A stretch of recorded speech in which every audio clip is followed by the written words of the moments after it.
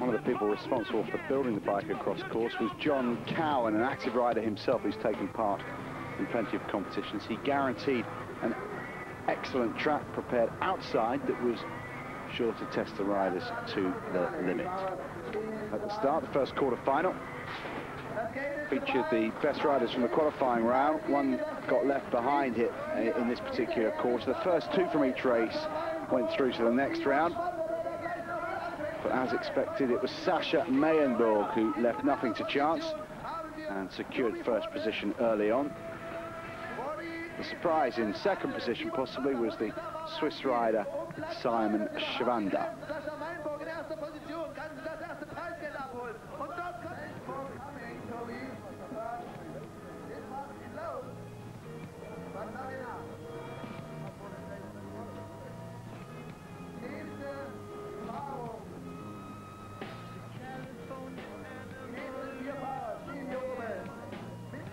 The second quarter-final was a battle for the first two places again between Heiko Hirtsberg, Martin Murray, Arnold Schug and Alexis Park. Murray, the 22-year-old who was the UK champion in '99, managed the fourth fastest time in the previous round, which gave him the advantage of being able to choose his starting position before anybody else. This in the end didn't prove decisive because Heiko Hirtsberg from Remagen was faster anyway.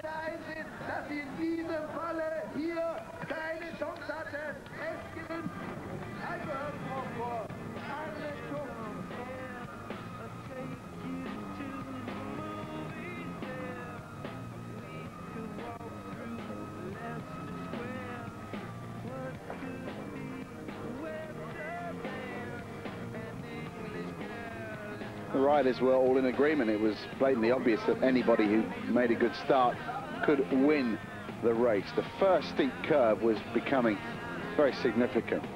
The riders built up enough momentum they could take the first double in one jump, and that was Nino Antic's plan. Nino was seventh fastest in the previous round. In the next race, his opponents were Martin Ogden, Russ Parsons and Oliver Grossman.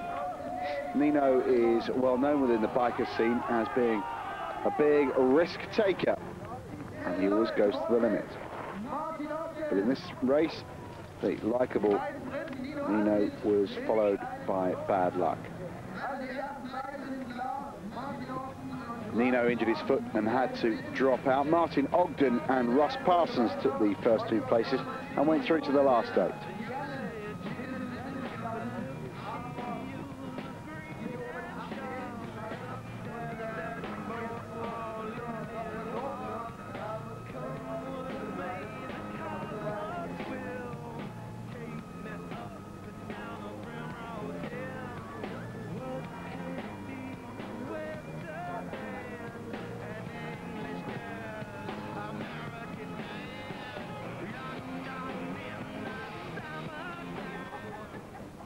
The last quarter-final was contested by Dylan Clayton, Jan Stotzer, Gareth Bates and the German mountain biker and BMX rider Timo Pritzel.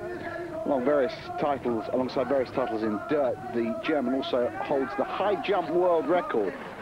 His place in the Guinness Book of Records was confirmed with a jump of 5 meters 10 inches. No, 5 meters 10 centimeters, I beg your pardon, confusing my imperials and metrics there. He was also one of the favourites here, as his 6th fastest time in the earlier previous round had shown that he was a real contender. However, he'd expected to do a lot better than he did, and Timo, who's known as a bit of a hothead, didn't make the most of his good position.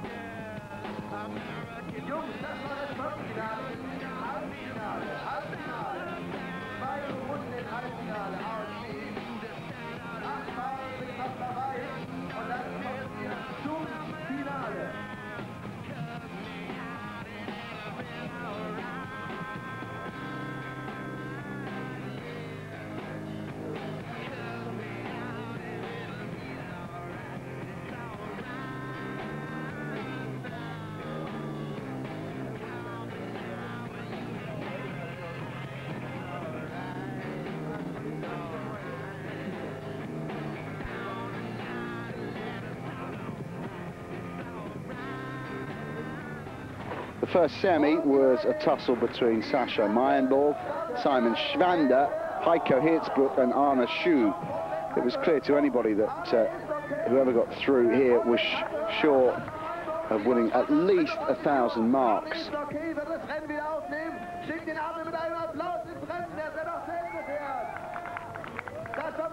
Heiko Hirzbruch hat den Holeshot gewonnen. Es gibt hier oben mittlerweile für den schnellsten aus dem Gate. Der Erste in den langen Steilhang, in den Steilhang geht in 500 Mark. Im Falle war das Heiko Hirzbruch, der Mann in grün-weiß, der allerdings dann im Rennen überholt wurde von Sascha. Arne Schug was okay despite that spectacular crash. Schon wieder den Atem stocken, aber wir kennen das, weil wir ja alle bis auf Seite schießen.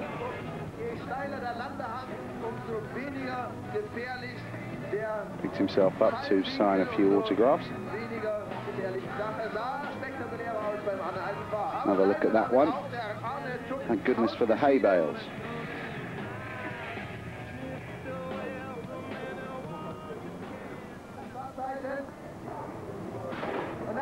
Only the Englishman Martin Ogden, who finished as second fastest in the previous round, could be a danger to Reutlingen, to Sascha Meyenborg, I beg your pardon. But first of all, he had to beat off the challenges of Dylan Clayton, Russ Parsons and Gareth Bates. And this is how he did it.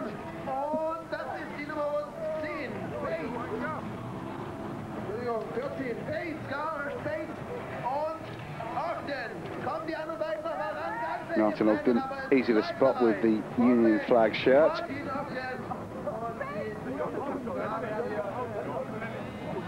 Gareth Bates, the other British rider in this semi-final, joined Ogden in the final.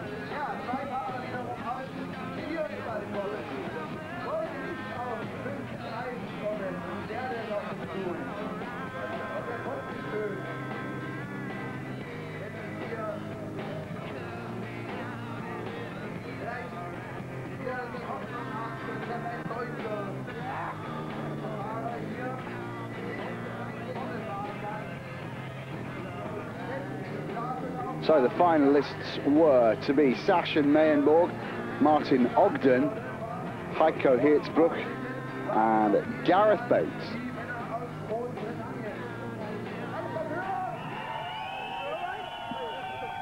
Now the on-site announcer here had tried to avoid the topic of football, but the 5-1 defeat at the hands of the English fans was worrying the Germans. They were concerned that there might be another drubbing at the hands of the Englishmen in this final. And away they went, with Ogden taking the early lead.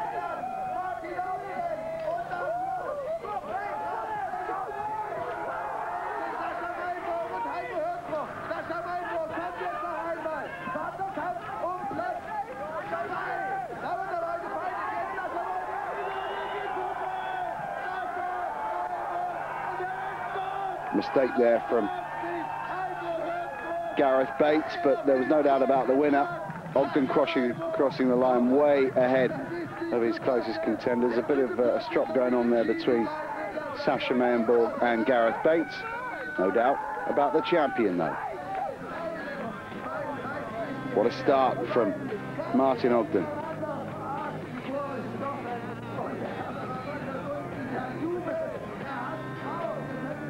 And his bank account swelled by almost 11,000 Deutschmarks.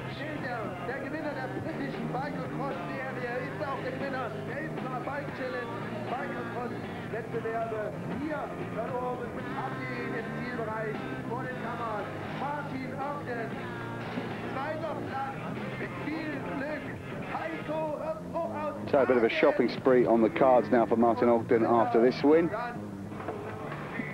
which rounded off an excellent bike across event.